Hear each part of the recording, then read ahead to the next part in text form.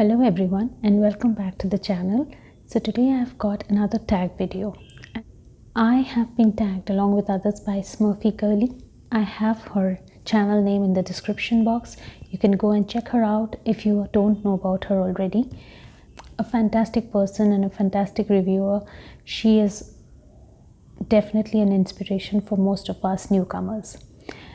Having said that, I take her tags very seriously. So when she tagged all of us who participated in the Robes 08 contest for the best newcomer female fragrance reviewer, I definitely jumped onto it.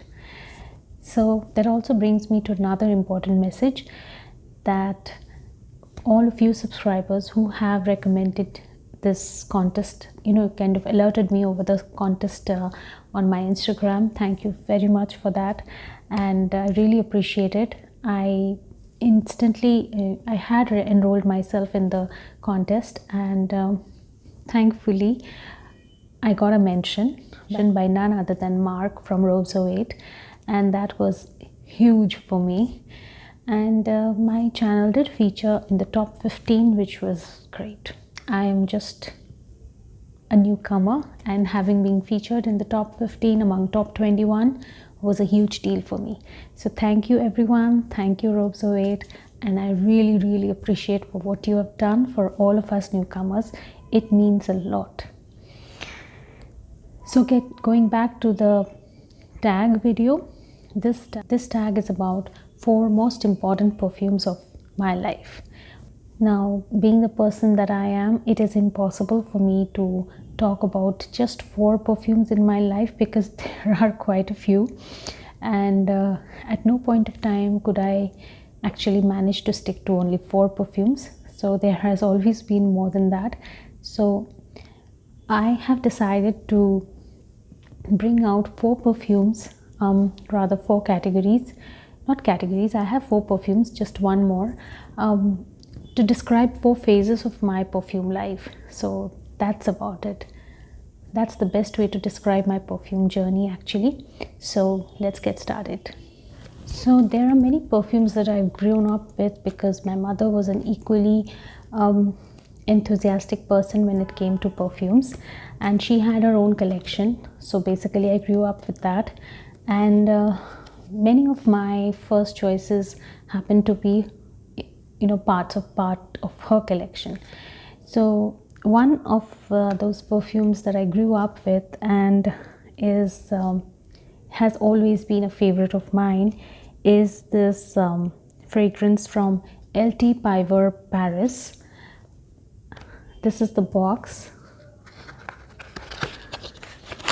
and this is the bottle. Even if I just took it out of the box, I don't need to open this cap. So there's no atomizer. It's like this, and what we have always done is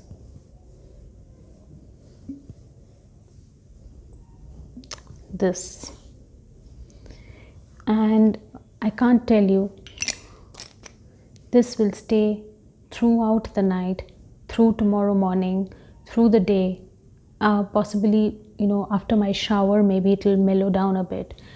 This is and just see the level, and I cannot tell you what is the number of this bottle, like how many bottles of this perfume we have already used. There was a time, this is not available in India, this is rarely available even in the West. I don't know about Paris, but with great difficulty I got this on Amazon.com, that is the US Amazon, and not Amazon.in. I think the perfume price, whatever it was, I spent about 4 times that amount on the shipping. That was the situation. So despite that, Amazon refused to send it because they found the transit is not suitable for bringing this perfume. So I had to request my friend who lives in the US, and she got it for me. And I think, if I'm not mistaken, she got me 2 bottles on 2 successive visits. So that is how much we use it, and right now this is the last bottle and this is how much of it is left. So that much of it is used. And this is actually one of the most go-to perfumes for my mother as well as for me at times. And the longevity is amazing. It's extremely feminine, it's extremely elegant, and there is that old world charm about it. So I won't get too much into the notes and everything. If you ever get a chance to sniff this perfume, it's called Pompeia by LT Piver. Do give it a try. I'm sure you will love it. You will just love it. And I'm also not sure how long this will be available, so you know, it's very close to being extinct right now, because LT Piver had many other products and they have now kind of you know, got into something else, like I think making concentrates of, or perfume oils rather. So though Pompeia is still available right now, it may not be available much longer. And this is one of the first perfumes that I remember besides the Miss Dior and the Chanel's. So I did not bring them up because this is a very, very unique perfume, a very, very ancient kind of old perfume, and that's something that may not be there in the near future. So I thought this actually defines a lot of my perfume journey as a child, as a young girl. This was a hot favorite of mine because I really liked not the typical sweet, floral, fruity kind of girly kind of fragrance. I definitely liked this more mature and more different kind of a perfume. This is definitely something that is not for teenagers, but I preferred it much more to any other conventional perfumes. Now I have a whole lot of designer fragrances. There have been many others that I have used, and I've like literally thrown away the bottles, and you know, like I don't have them anymore. They were remarkable perfumes, amazing perfumes, but I don't have anything to show you right now. One was Evening in Paris. I think it has been repackaged and renamed. I had a small bottle which my mother gifted it to me. She had it part of her collection. She gifted it to me when I first got my own bag, the first bag that I got from her, and she gifted me that perfume bottle. She said you can keep it inside this bag and, you know, use it sparingly. That was another perfume, like it was a small bottle and there was no atomizer, just one, you know, application, and the whole room people would know that you're wearing a perfume. That was it. It was an amazing perfume. So I don't have that. The bottle was beautiful, but of course as a teenager you are not careful enough. I lost it, and the perfume was gone in just a matter of few months. So I couldn't have been more careless actually, but it's gone. I'll try to definitely get a bottle of that perfume sometime in the future if I can, and I know it's available. The perfume package has totally changed. Not that I like it that much, but I hope the juice inside is still as good as the old one. So the next perfume that I will talk about here is one which among the designer perfumes was the most I don't want to use the word cheap, like the most affordable one. When I bought it, I really did not think too much about it. The price was about 1400 rupees, and there was a sale going on. I just got it for 900, and it seemed like, okay, I've got a perfume for 900, which is unbelievable. When I got the perfume, it was obviously a blind buy, and when I got the perfume, it was so much more than what I had expected. And this perfume is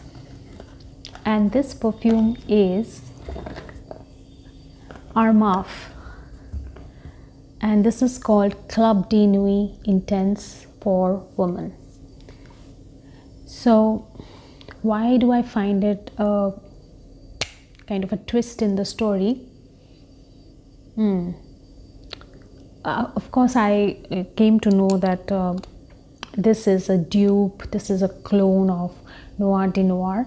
Well, I have sniffed Noir de Noir. I don't have it with me, but I have sniffed it a couple of times, and I can tell you that Nuit de Noir is far more intense than this one, and this one is a bit sweeter compared to, maybe a little bit sweeter. It appears to be a little sweeter than Nuit de Noir.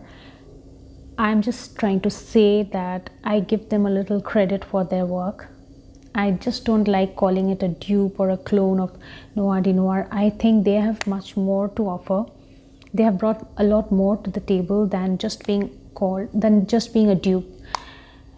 This perfume is another game changer for me, because this is the perfume that kind of ignited that interest in oud for me.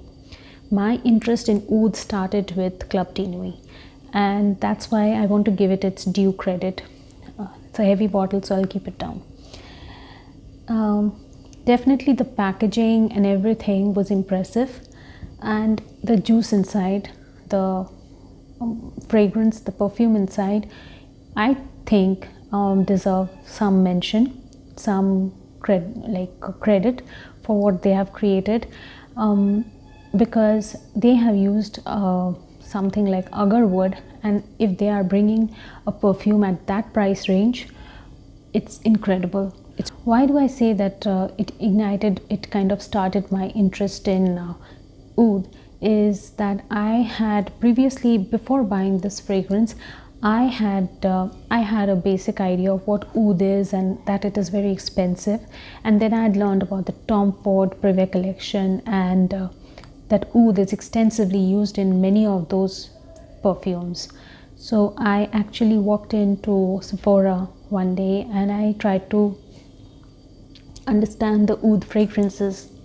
So the first oud fragrance that I tried at that time was oud wood, and my reaction was very, very negative. The second perfume that I tried was leather oud, and I completely came to the conclusion that oud is not my cup of tea. Oud is definitely not what I'm looking for in a perfume. And I don't know, but I think another one that I sniffed right after is tobacco oud, and that kind of sealed that Tom Ford is not my type of company. And that's why when somebody asks me about Tom Ford nowadays, these are the 3 perfumes I tell them not to sniff at first. Give yourself some time. There are lots of other Tom Ford fragrances that are amazing, absolutely amazing. You just have to know that tobacco oud, oud wood, and leather oud are not the 3 fragrances that you should sniff at first go. Let that come later. So maybe Champagne Absolute or Shanghai Lily, Santal Blush. There are lots of fragrances that are amazing. Soleil de Blanc and lots of other perfumes. There's a whole array, and you can sniff. Just leave out the oud for now. Try them later. As you get used to the Tom Ford specialties, you can find them more pleasant to the nose than at first go. At first go, when you're in the process of sniffing a Christian Dior or a Marc Jacob and a Givenchy or any other, like Elisab, and then you go to tobacco oud, it's like a shock. So you need to get acclimatized to the Tom Ford collection before you can actually sniff something as unique and very, very extraordinary like these fragrances.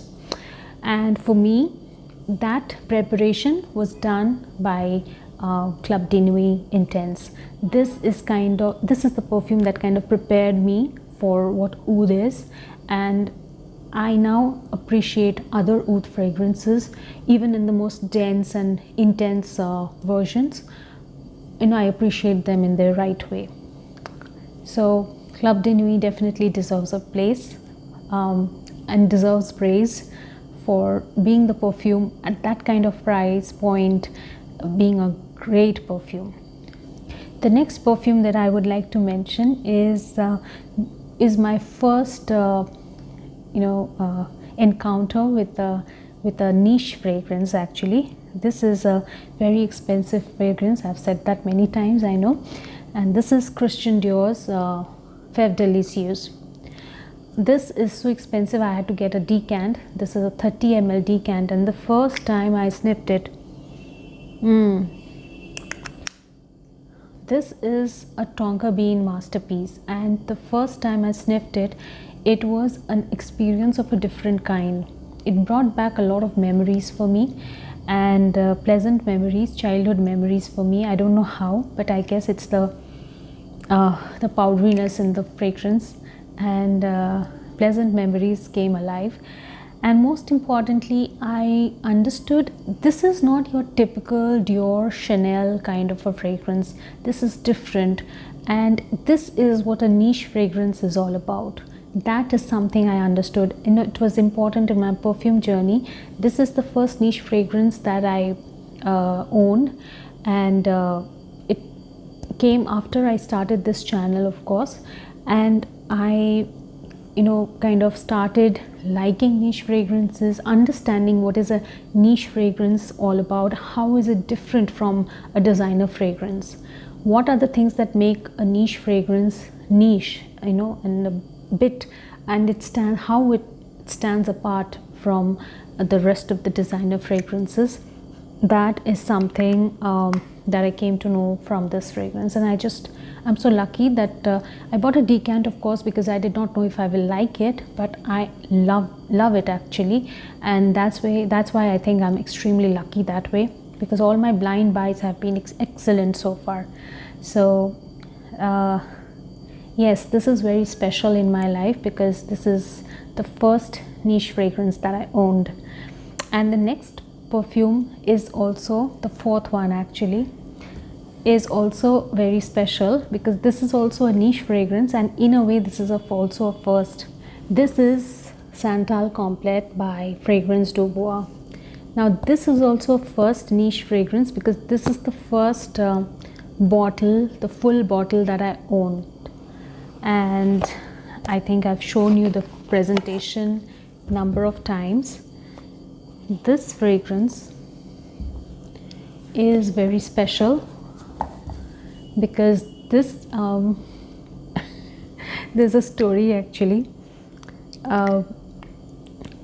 This is extremely beautiful. Oh my god, this is like a work of art, and this is the first full bottle retail pack of a niche fragrance that I owned, which obviously gives it a very special place in my heart. All of them are very special, but this one was the first that I owned, and the first time I got this feeling like, okay, I own a niche fragrance. And actually that's a big deal, both at the price that I got, and when I said there's a story, there was this huge mix-up in the transit, and I had to wait, and I lost my temper so many times as to where is my perfume. I think I waited for almost 2 months or a little more than that, and the wait was so worth it. I remember still, I was out and the courier guy called me, yes, ma'am, you have a package. I said, you wait there, don't go away, I'm coming right now. So I arrived and I got this, and the first sniff I took, oh, as it is the box, the presentation kind of stole my heart away. All my anger, all my anguish of waiting for so long kind of melted away, and the perfume was so beautiful. It's amazing. And to have this as the first full bottle retail perfume niche fragrance was definitely very, very special. And I think perfumes make our life very special, each one of them with their own charming appeal. It doesn't matter whether it's a designer fragrance or a niche fragrance, but they are all very special, and sometimes they come with a story, like how you ended up buying it, or if you planned it, if you saved up for it, or it just came out of the blue as a gift or as a surprise or as an impulse purchase. And each story is unique, I feel, and each story kind of brings no matter what the situation was at that time, if you think about it later, it always brings a smile to your face. And if the perfume is good, if you like the perfume, then the journey only becomes more pleasant. So that was my 4 perfumes. Thank you so much Smurfygurly for this tag. I really enjoyed bringing this video because normally I wouldn't have thought about it. It's only for this tag that I prepared this video, and I think I had a great time filming this. So thank you so much for the tag, and I hope all of you guys enjoyed this video as much as I enjoyed bringing it to you. See you very soon with my next one. So stay tuned and keep watching. Lots of love. Bye.